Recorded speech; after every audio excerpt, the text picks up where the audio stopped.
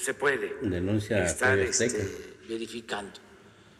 No hay en el caso de Azteca ninguna queja que yo tenga información sobre desvíos de fondo. Todos los casos, perdón, presidente, todos los casos que yo documenté, todos son de Banco Azteca, todos. Sí, pues es la primera vez que tengo la información, se va a investigar de acuerdo a lo que tú estás planteando. No tenía información sobre eso. Lo ocultan. Lo que hay, sí, de los bancos es que se dispersan los recursos y se tarda en que la gente pueda cobrar. Sí. Eso es distinto porque yo tengo las cifras de la Secretaría de Economía indican que hay 142,000 beneficiarios que aún tienen pendiente sus recursos, esto por trámites que se están haciendo o porque el recurso está fluyendo o etcétera, pero esto es distinto, esto es cuando ya le depositan, ya llama a la Secretaría de Economía. Hay que ver qué programas son. Es crédito a la palabra, presidente. Sí. Estos casos específicos es del programa Crédito a la Palabra para microempresarios que se dio en el marco de la pandemia. Sí, eso se puede saber. 25,000 pesos por beneficiario. Por persona, sí, por pequeño empresario. Sí, lo vamos a investigar, pero no tenía la información de lo que me estás diciendo. Pero eso no significa que no se vaya a investigar. Por eso también es importante el que se perfeccione este sistema de dispersión de fondos de manera directa y nos estamos apurando para tener el Banco del Bienestar, que va a contar con 2,600 sucursales. Entonces, ya con ese banco se van a dispersar todos los fondos. Ya no vamos a tener que contratar servicios de la banca particular, de la banca privada. Para eso es el Banco del Bienestar. Básicamente, su función es dispersar los fondos que le corresponden a las familias de los programas de bienestar. El adulto mayor, la familia con un niño o una niña con discapacidad, las becas, estos créditos, teniendo el Banco del Bienestar ya operando a toda su capacidad, pues esa va a ser la vía.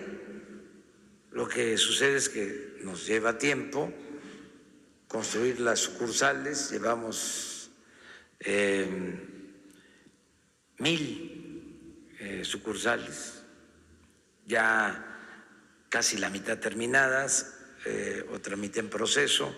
El año próximo pues vamos a hacer también 1,000 más, pero esto es construcción, hay que equiparlas, hay que tener el equipo de internet, de cómputo, la distribución del dinero, la vigilancia, la administración. Es un gran banco, va a ser el banco más importante de México, porque va a llevar los recursos a la gente más necesitada, a un número mayor de, vamos a decir, cuentavientes en el país en 2 años. Además, cantidades de dinero considerables van a dispersar las sucursales del Banco de Bienestar, más de 500,000 millones de pesos en una primera etapa, porque primero es que dispersen los fondos de los programas de bienestar y va a ser una cantidad cercana a los 500,000 millones. Pero si ahí mismo se paga la nómina de los maestros, pues estamos hablando de otra cantidad igual o superior. Y esto ayudaría mucho también el sistema de distribución, porque estamos hablando de sucursales en las zonas más apartadas del país. Solo existe el Banco del Bienestar y el Banco del Ejército. Y en el caso del Banco del Ejército, pues sus sucursales también, aunque funciona muy bien, no están en los municipios más apartados y hay muchos elementos del Ejército, de la Marina que viven en pueblos, sus familias apartados y que con convenio con el Banco de Bienestar podrían cobrar en esas sucursales del Banco del Bienestar. También quiero informar que las sucursales del Banco del Bienestar las está construyendo la Secretaría de la Defensa, los ingenieros militares nos están ayudando con este propósito, como nos ayudan en muchas cosas, tanto la Secretaría de Marina.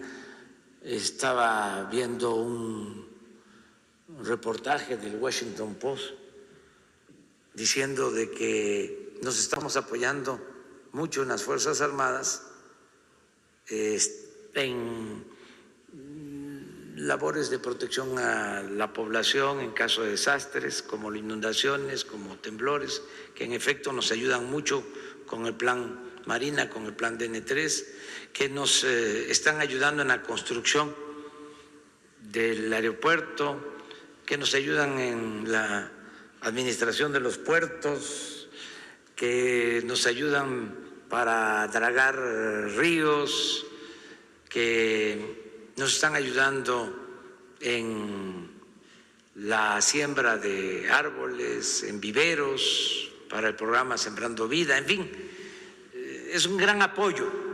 Hay lo de la construcción, bueno, pero que, dice el Washington Post, no en las tareas de seguridad, que en eso no.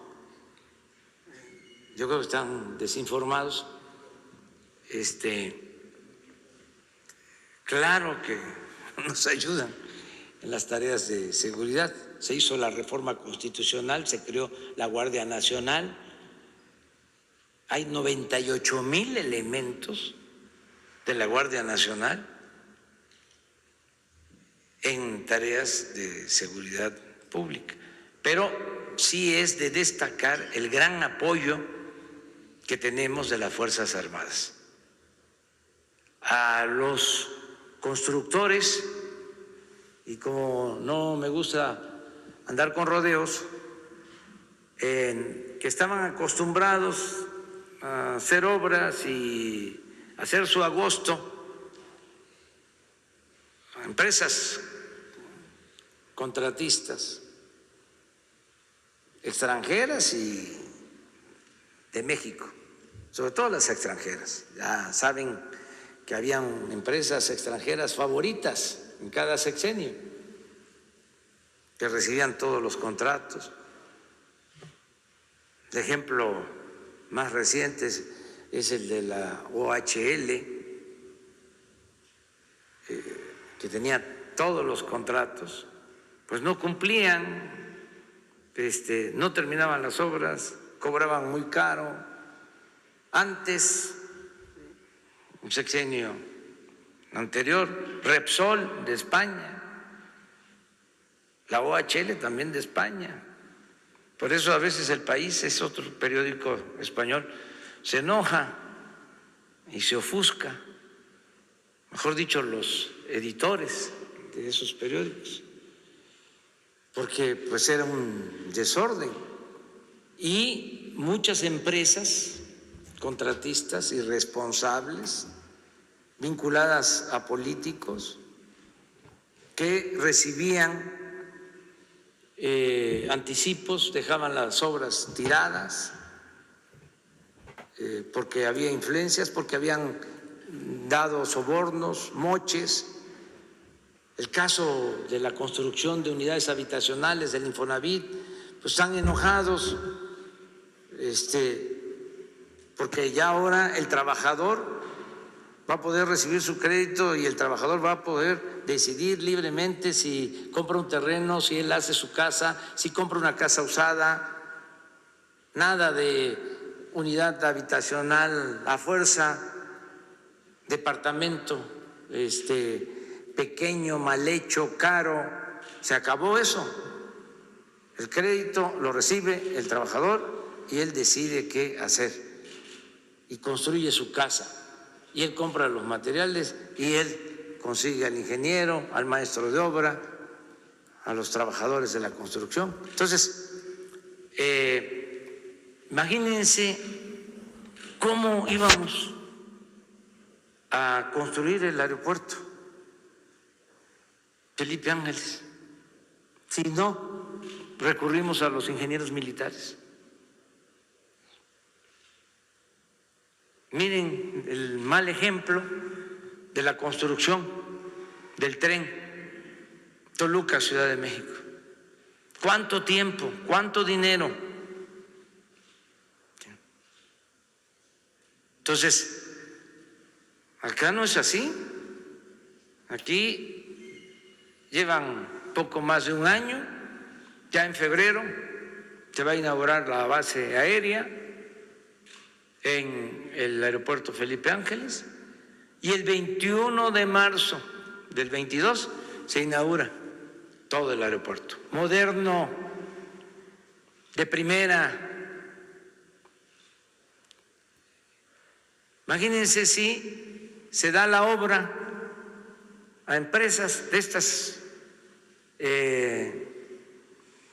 manchadas de corrupción y acostumbradas al influyentismo.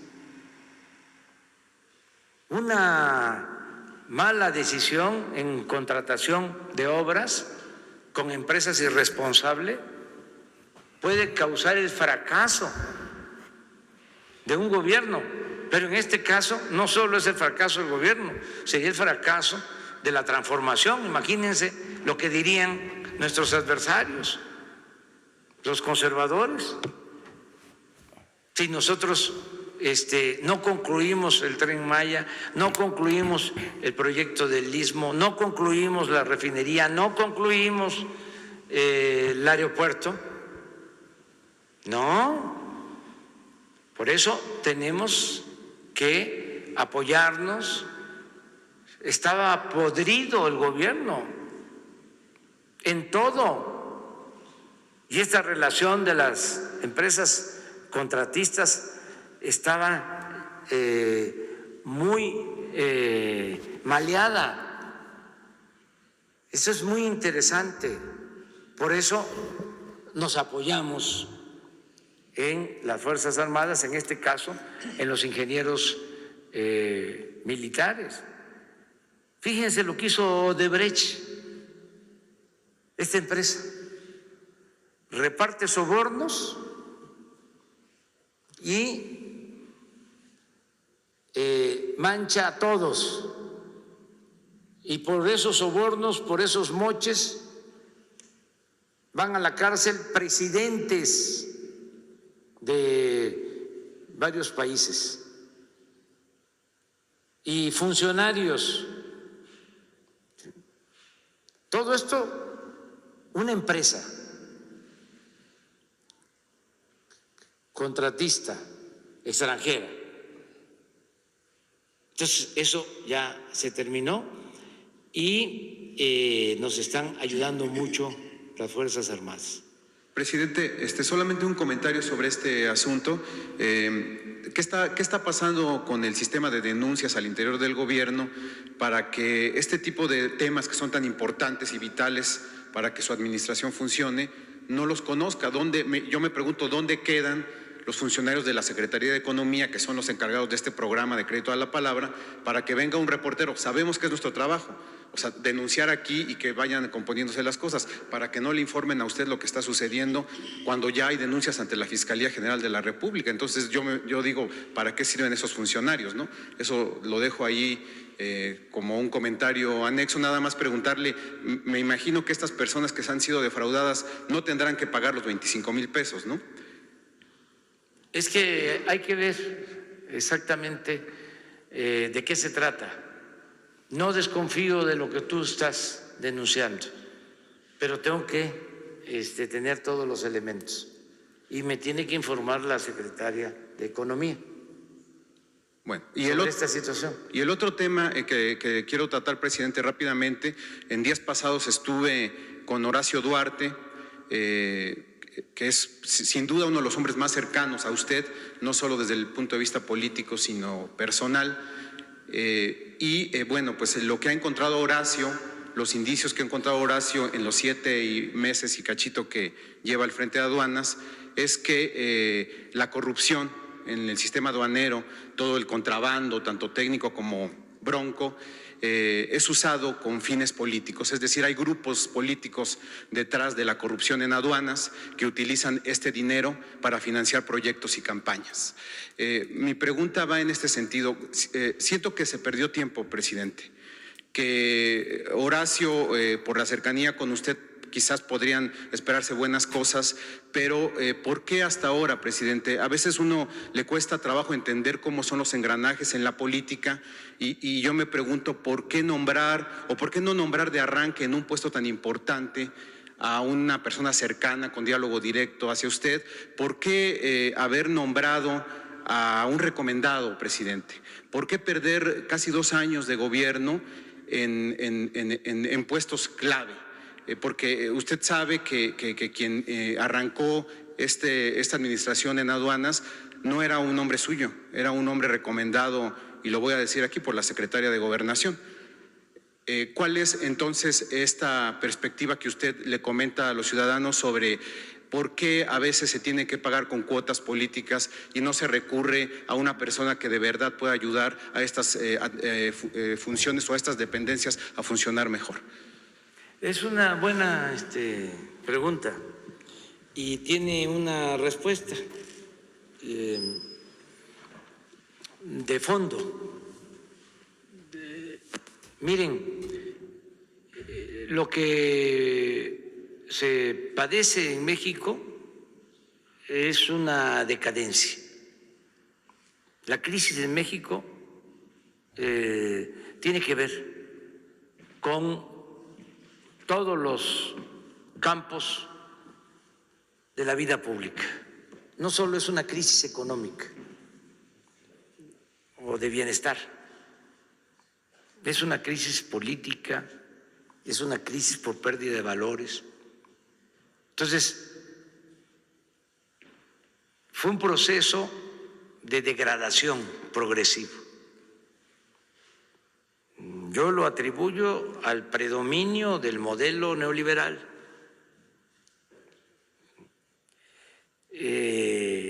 al poner por delante el individualismo,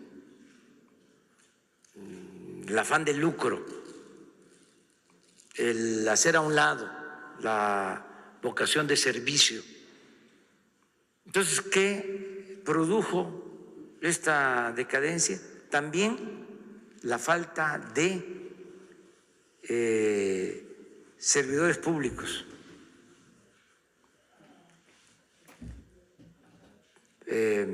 No solo preparados, sino fundamentalmente honestos. Entonces, se fue arraigando la idea de que era buscar el poder por el poder, que lo importante era tener un cargo y gozar de la parafernalia del poder y de las mieles del poder, el dinero, el influyentismo, la política vista de esa manera, aplicada de esa forma. Entonces, esto eclipsó, esta mancha negra avanzó y permeó en universidades, en la formación de profesionales, ¿sí? De ciudadanos. Yo les ponía ejemplos de notarios públicos hablando del influyentismo, de que ya tengo una persona cercana en el gobierno que me va a ayudar, tengo una palanca. Eso avanzó muchísimo. Hablaba yo de un personaje del más alto nivel, encargado de la organización de las elecciones, con nivel de doctorado en Derecho, que lograban, hablando de manera racista, hablando de otras personas, diciéndoles que eran, no lo puedo ni siquiera yo repetir, ¿sí? O naco, por decirlo lo más suave, como dice el caricaturista del Reforma, porque es una mentalidad conservadora. Dice que nosotros lo que tenemos es el poder de los nacos, porque eso estaba ahí y eso se arraigó con el neoliberalismo, ¿sí? El racismo, el clasismo, y se abandonó la mística, los principios, los ideales, ¿sí? Eso se hizo a un lado. El régimen neoliberal se fue tragando a todos, gente que venía con posturas consecuentes y no resistieron, se echaron a perder. Entonces, se da el cambio. ¿Quién es el que produce el cambio? El pueblo. Pero en los estratos, sectores medios y altos de la sociedad civil y de la sociedad política, no se alcanza a entender la importancia del cambio. El cambio lo hace el pueblo, lo hacen los de abajo, lo hacen los ciudadanos. Entonces, a ver, ahora vamos a llevar a cabo la transformación. ¿Con quién? ¿Dónde están los servidores públicos que necesitamos para esta circunstancia, para este momento de transformación? Que sean honestos, que sean responsables, que le tengan amor al pueblo. ¿Dónde están? Y no es fácil. Y luego, con las inercias y con los vicios. Entonces, por eso hablo de que nos dejaron un elefante echado, reumático, que lo estamos parando y está empezando a caminar. Tú me dices, ¿por qué no a Horacio desde el principio? Bueno, porque no pensábamos que íbamos a necesitar a Horacio desde el principio. Lo importante es de que, aunque sea tarde, estamos corrigiendo, rectificando y vamos a seguir limpiando. Vamos a seguir limpiando, porque muchos pensaron de que era más de lo mismo, de que podían llegar y lo mismo, las relaciones, y que la política era desayunar con políticos y comer con políticos y cenar con políticos y levantar el teléfono y hacer uso del influyentismo. Y todo eso se hace a un lado. Y no solo en el caso de servidores públicos, familiares, amigos. Se acaba la corrupción, se acaba la impunidad, pero también que se entienda de que fue un proceso de degradación, de decadencia.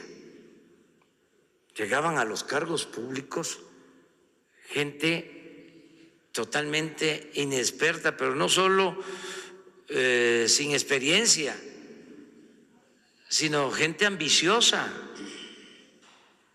Les daban los cargos para robar. En el caso de las aduanas, eran cotos. Bueno, es histórico lo de las aduanas. Acuérdense de la anécdota que cuento de Ruiz Cortines, que el que jugaba dominó, que era su amigo, lo encampanaron, le dijeron: si tú eres amigo del presidente, ¿por qué no le pides que te dé una aduana? Estaban jugando dominó y ya le dice el amigo a don Adolfo: pues, oye, si somos amigos, estudiamos juntos, venimos desde niños, nos conocemos, ¿por qué no me ayudas para que yo tenga un cargo? ¿Y qué cargo quieres?, le dice. Pues quiero ser director de una aduana. Sí, con la cosa esta de que no me des, sino ponme donde hay. Y le dice don Adolfo, que era muy bueno y además sos un presidente honesto. Digo: sí, está bien. Ve al secretario de Hacienda, porque de él depende. Nada más que ya no vamos a volver a jugar dominó, porque ya vas a ser funcionario público. Entonces tú decides si vas a seguir jugando dominó conmigo o vas a ser de aduana. Entonces ya el amigo dijo: no, mejor quiero seguir jugando dominó con usted. Entonces, pero ¿desde cuándo pues se ambicionan esos cargos? Por eso tenemos que seguir avanzando hasta acabar con la peste de la corrupción y que vayan entendiendo de que son otros tiempos y que además es mal visto ya. Hemos avanzado, que es muy mal visto el corrupto. No quiero usar la expresión porque luego se malinterpreta, pero está estigmatizado ya el corrupto. Ya no es como antes, de que se le aplaudía, de que se le celebraba. Ya me tengo que ir, miren, segunda llamada. Me voy, si no, no llego al aeropuerto.